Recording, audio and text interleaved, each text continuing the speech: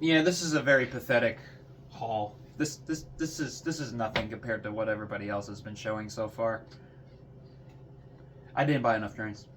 How's it going, everybody? This is Matt from NC Trains. Welcome back to the railroad. I hope everybody's doing well out there. Welcome back to the channel. It's been a little while since my last video. That's because, as you see behind me, I was at the York TCA train show that was just held this past October. And it's always a great time, and I'm really excited to catch you guys up to speed from my perspective of the show, and obviously what I got myself into, and I'm really excited to share with you all the new additions and talk a little bit about my experience, and maybe tell you guys why, if you haven't gone already, maybe you should. Let's get going. So really quickly, a quick word from today's sponsor, my good friends over at Trains.com. Trains has been around for numerous years, and they're always terrific to work with. They have an amazing online search engine where you can find just about anything from O scale all the way down to HO scale and N scale or Z scale. They have a huge inventory of just about anything you could be looking for. They have great selection of Lionel, MTH, Atlas. They even have some brass models from Third Rail or Weaver models. Name a locomotive, they probably will have it, and they always have it in great condition and are willing to ship it out very reasonable time. So if you use my affiliate link in the description of this video and you use my promo code MATTYCTrains at checkout, you'll get $10 off on your next order of $50 or more. And it helps support the channel, it helps support a great business, and it's a great win-win all around. Again, that's Trains.com, trains with a Z. So I don't think it's a secret that the York Train Show is something I have marked on my calendar or all year long. Whether I do go twice a year, I haven't been able to do that recently, but any chance I do go in October, I look forward to it all year round, and I really enjoy getting a chance to get out there and see a whole bunch of my friends out at the show. It's always a great time for us to catch up and try to convince each other to either make really good decisions or really poor ones, depending how you look at it. But it's always a really awesome time to get out there. I look forward to it every single year. Getting a chance to catch up with a whole bunch of my friends from around YouTube and the hobby in general is always a great time, and that's really what this show, to me, has evolved into. This is definitely, I would say, the best show I've been to in the last 4 or 5 years. And I really do think it's because just where the hobby has evolved and grown into. Obviously, I've gone in shows in past where I've just gone with my dad and my brother and maybe 1 or 2 friends that are also into the hobby. And that's kind of been it. It was just us in this little bubble. We go to the show, we have a little fun, and then go home. But now, I would say this year and the last 2 shows in general really evolved into something more. The hobby definitely has grown a lot towards the social media aspect of this hobby, and the fact I go to this show now and I could be walking around any of the aisles in the Orange Hall or any of the halls in general and getting a chance to just have random people come up to me and just recognize me by the logo or recognize me by my face, or just they know me from my videos, really says a lot of volumes. And I do want to thank each and every one of you who did stop me and say hello, and it was really humbling and generally something I never thought that I would see happen to me going to the show, and I think others will speak the same.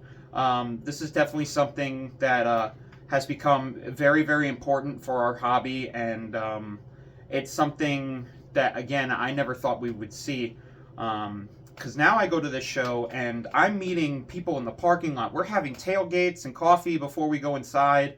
We're waiting like an hour or 2 or more to get in there. Going out to dinners after the show and making a whole bunch of plans and getting to visit a whole bunch of awesome layouts, which we'll see in this video.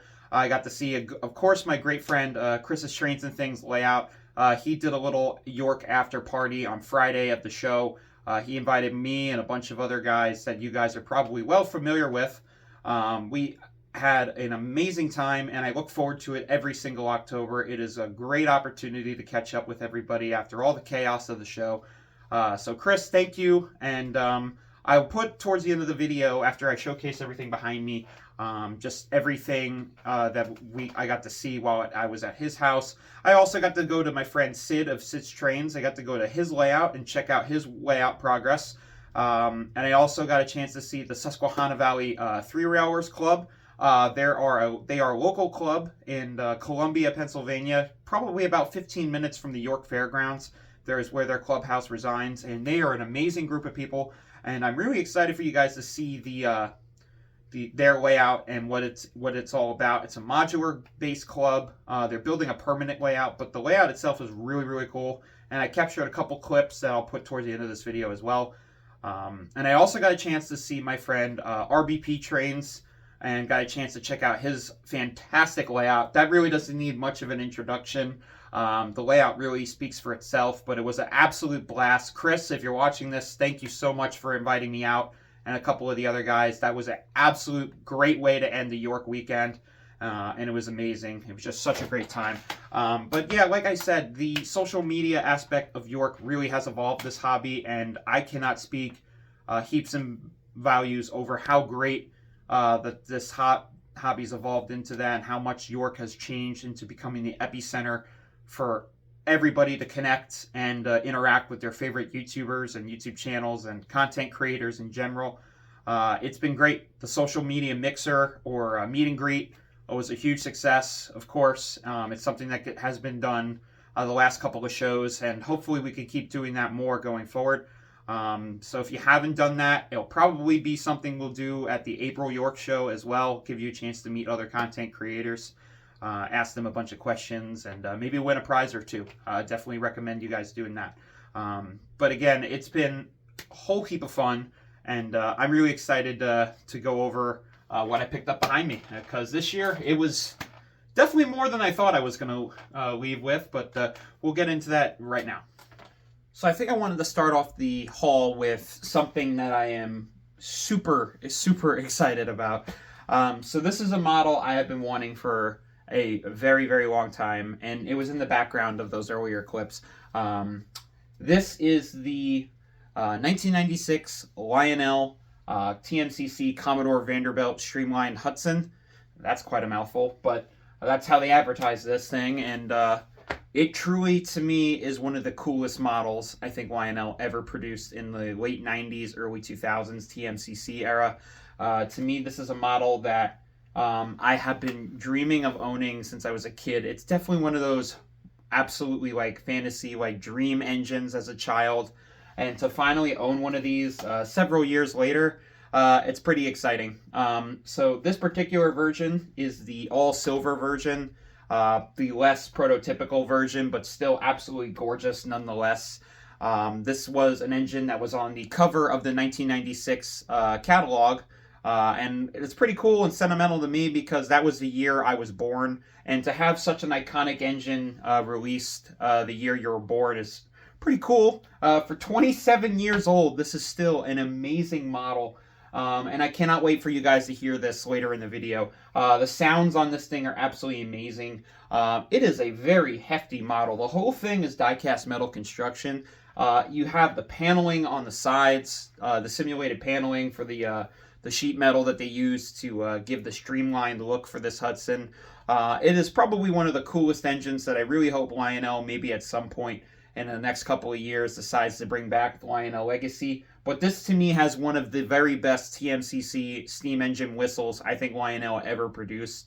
This has just got such an iconic sound to it, and it is a real presence on the layout when it's running. And real quick, I wanted to show you this. So this is the original box that it came in. So it's actually two boxes in here. One's for the locomotive, the other's for the tender, which is kind of interesting. But there's that classic look, number 777. This is just such a very cool. I love that cover art, and it's something that we don't see anymore, but very cool nonetheless. So I actually got this from my friend Roman over at Roman's West Coast Trains out in California. He had this engine, and he sold it to me for a very good price, and that might be a little bit of a trend for this video going forward. I did a lot more picking up this show than I did physically buying at the show this year. And you'll see that more as we go along. I did get 2 items that we're going to save towards the end of the video that were physically bought at the fairgrounds. But a lot of these are engines I had deals with friends for a while, and I just was able to get a lot of the deals finalized by the time York came around, so I did more picking up. But again, absolutely amazing engine. He also threw these cars in.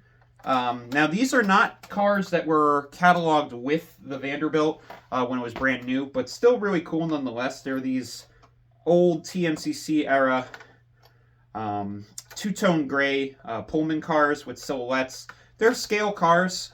They're very, very nice. I do like the two-tone quite a bit. It definitely would match if I had the two-tone gray version of the model, but still really cool cars nonetheless. They're very reliable, and they're fun to run now and again.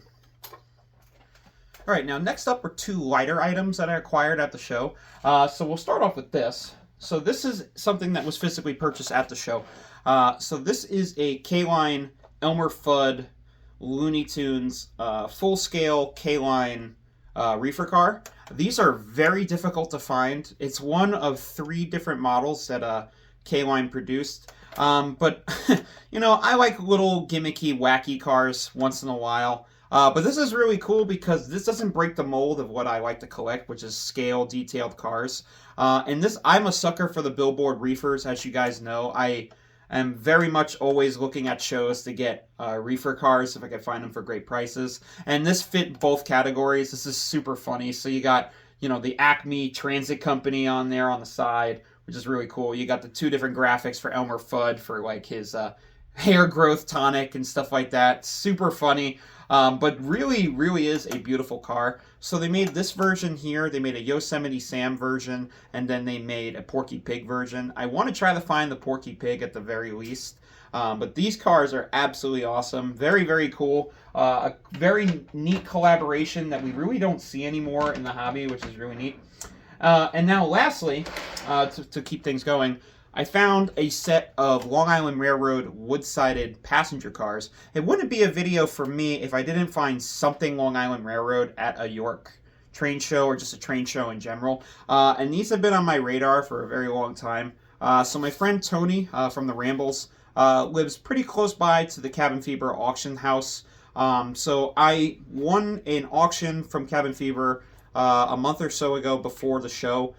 These were in that auction. I've been looking for these for a very long time for my Long Island Railroad Legacy Camelback that my club did a couple years ago.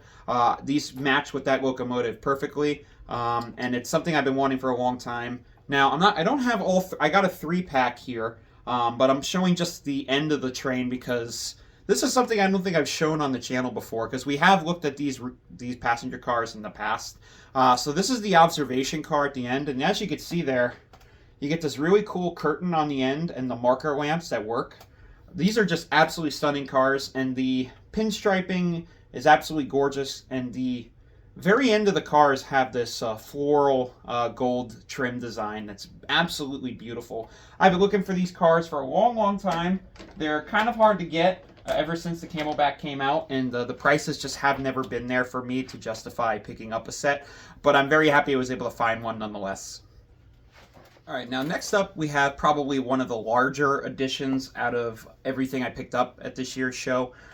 So we have an entire set behind me, which is very exciting. So this is a very cool set indeed, because this is something that I'm sure a lot of people aren't familiar with. Maybe the engine behind me, but not the cars. But we'll start off with the locomotive here.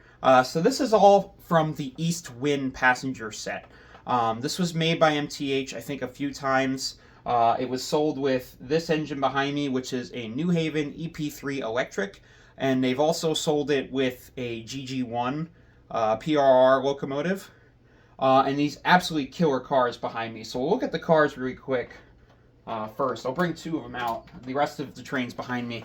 But these right here are absolutely killer cars. So I'll show the passenger coach first. So what we have here, again, like I said, this is from the East Wind.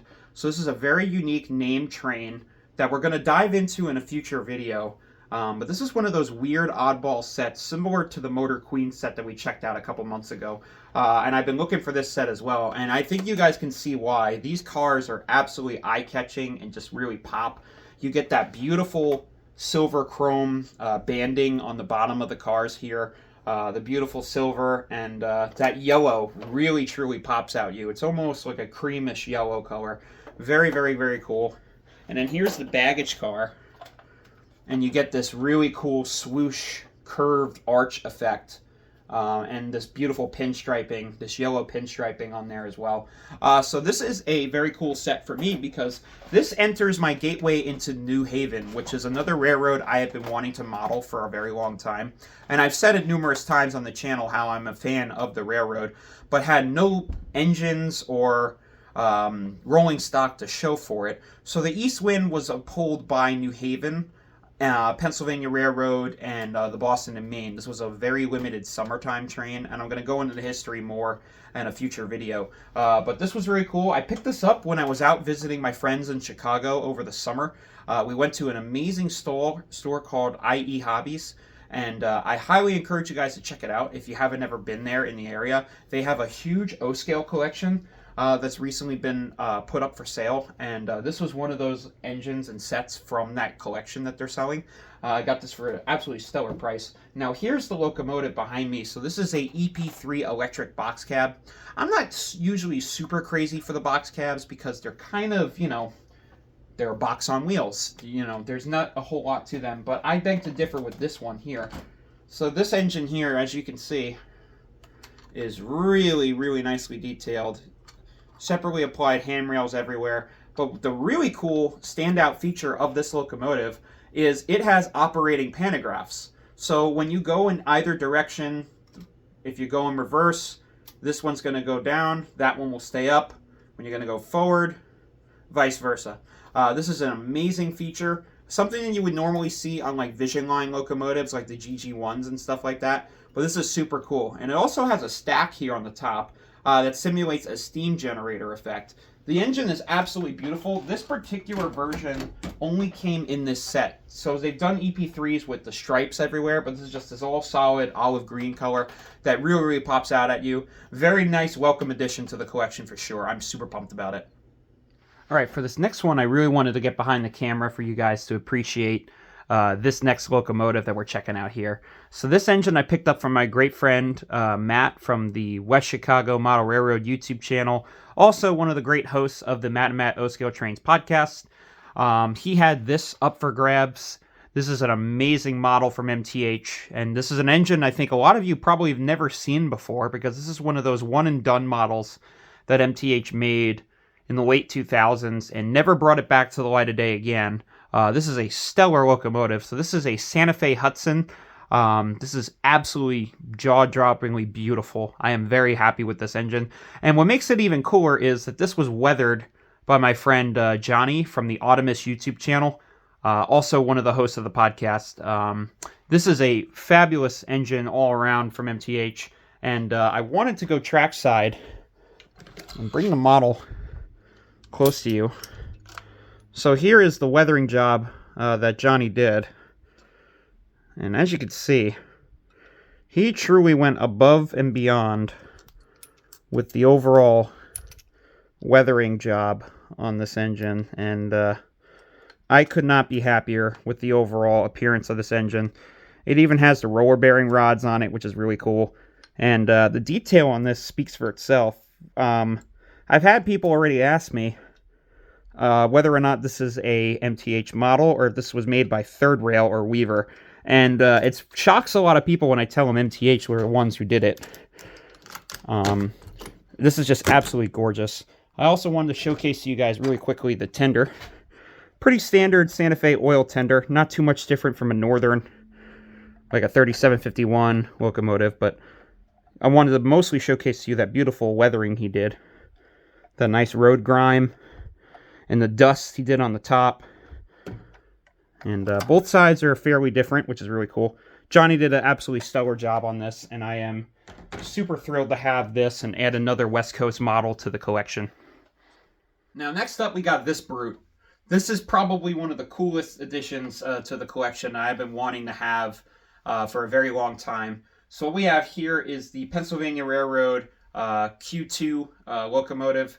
This is made by MTH. Now this was sold to me by my great friend Eric Trainman. He's on Instagram as well as YouTube. He had this listed on his story like a week or two before the show, and I jumped on it. He gave it to me for a very, very good price. What makes this engine even more exciting is this was an old MTH Protosound 2 model, but was upgraded to Protosound 3, which is always a big plus, having the newer electronics inside these older engines. Nothing wrong with the Proto 2 boards or anything like that. You just got to be a little more careful with engines that have a 5-volt board. And even sometimes the Proto 2 3-volt boards, you got to be very careful with them as well. They're a little more reliable, but I still am very happy that this particular engine has the 3-volt and has Proto Sound 3 in it. Better sound quality and so forth. But this engine is absolutely massive. This now marks to be the largest overall steam locomotive in my entire collection thus far. And it's going to be tough to beat something like this. Now, there are other engines out there, you know, that I would like to have at some point. Maybe like a Mallet or a Challenger or something of that nature. Maybe a cab forward or something like that. But these Q2s are very, very, very unique. And what I appreciate the most about it is it's very heavy to handle this thing. But look at the side profile we have here. There's almost an elegance to it. You know, it is a freight locomotive first and foremost. By the way, it also has a super weird wheel arrangement. So this is a 4-4-6-4. This is a very weird wheel configuration. These engines were built for speed first and foremost. And maybe I'll get into this in a future video and showcase you guys a little bit of the history of the Q2, because these are very unique locomotives that the Pennsylvania had that only lasted a couple years, but nonetheless, this is a absolute beast of a locomotive, and I just love the overall appearance of these. They are very much an industrial engine first and foremost, but they have a slight elegance to them that just really shows that Pennsy was still trying to have a little bit of a presence when delivering freight as well, not just their passenger services at the time. But super awesome engine nonetheless. Thanks again, Eric. This is an amazing model. All right, best for last, as they say. Now, you guys probably saw this at the very beginning of the video. It was at the top of the pile. What the heck is in this Weaver box? I normally am not always looking for Weaver locomotives. There's a couple that I have been after for a while. However, Weaver just usually isn't something that I pick up, and it has to be very special, right, for me to consider even picking up one of these engines. But let's get the box out of the way, because nobody wants to see the box. You guys are here to see what's behind it. And this is considered one of those models when you're at a train show and it's there, and it's like, if you walk away, you'll never find it again. And you won't get that same price if you do come across it however many months or years later. This was one of those engines that I have been on the hunt for quite a little while. These are very, very, very difficult to find, and I got it for a great price. So without further ado, let's check it out. Bam. Look at that. So this, bring it a little closer. It's super light, by the way. That's the thing about these brass models. Not a crazy lot of weight to them. What we have here is quite possibly the most detailed engine in my entire collection. And not only that, this is probably one of the single-handedly the rarest models I think I currently own in the collection. So what we have here is a Weaver I4 Pacific. This is such a exciting engine to me. I have been wanting one of these for a very long time. These are absolutely gorgeous engines, to say the least. So this was an engine that the New Haven had right before they started incorporating the I5 streamlined locomotives that you guys have seen on my friend John's Retro Mikado's YouTube channel. He made a video about that engine not terribly long ago. I'll put a link somewhere here in the video for you guys to check that video out. He goes into detail about why that engine's very hard to find as well. But this engine's equally hard to find, if not harder to find. So what's really cool about these is two things. Number one is how limited that these engines were. and also the significance of this model. So what's really cool and unfortunate about this engine is this is probably one of the very last models that Bob Weaver and his company overall produced before going out of business around 2010, 2011. So this is one of the very last models that was produced by the company, and it just gives you a rough glimpse as to where the company was heading at the time, as far as detail and how much that their company's evolved as far as what they've been able to do with brass. And it's a shame because this is truly an outstanding model. Even if you're not necessarily a fan of New Haven, I've gotten a lot of my friends telling me how beautiful of an engine it is and how excited they were for me when I told them I found it at the show. Again, it was one of those, you grab you're getting grapple holded by it and you just can't walk away.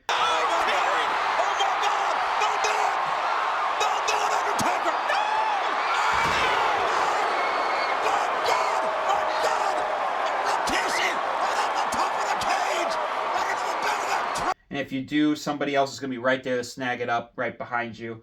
And I'm super fortunate that I was able to acquire this engine. I've been wanting it, like I said, for a very long time. It is absolutely incredible. I'll do quick running shots here, or these side panel shots that you guys will see, and just appreciate just how much attention to detail that they were able to do for this. But the other thing that's really cool about this model is how limited it was. So only 150 of these engines total exist. There were 2 cab numbers, so I have 1370 here, and there was another cab number that I'm blanking on at the moment, but between the 2 engines, 75 of each road number were made, so grand total, do the math, 150 were produced of this engine, and they are almost impossible to find from Weaver for those 2 reasons that I just described to you. But this is a very exciting engine. I'm very much into models that look like this, as you guys know. Steam engines of this era, of the mid steam engine era, when they were going into the industrial phase, and they had this look to them. This is a passenger locomotive, but it has this very mean, aggressive looking look to it that just is really, really awesome. I have quite a few plans for this engine in the near future, and stick around on the channel because you're going to probably see this as a very different locomotive internally very, very soon. But that being said, I'm going to wrap up the video here and give you my final thoughts.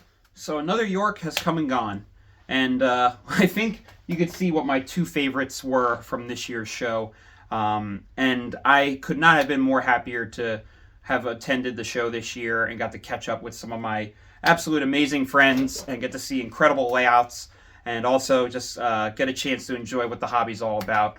And it's been an absolute blast, and this was a great way to round out the very end of the year here. I can't wait to showcase to you guys all these new engines over the next few months, and some new videos and so forth.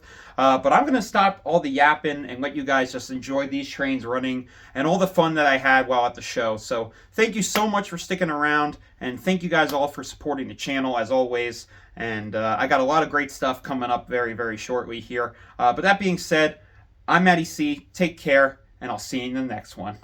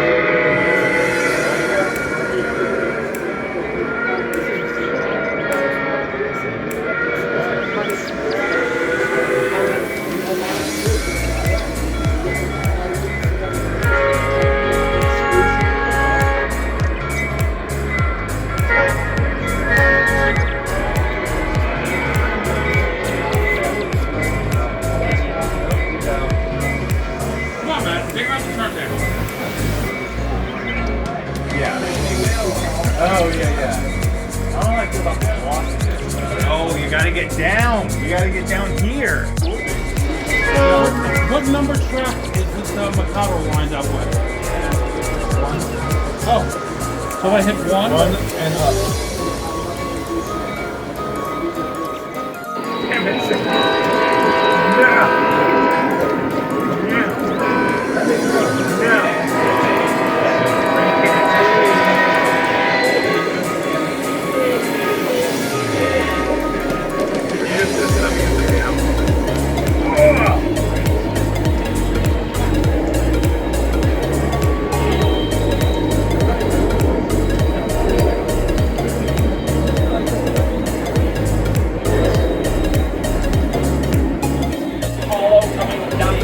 So the whole thing they did is like a themed Hagerstown set. The lore. Yes, there is lore. They did lore.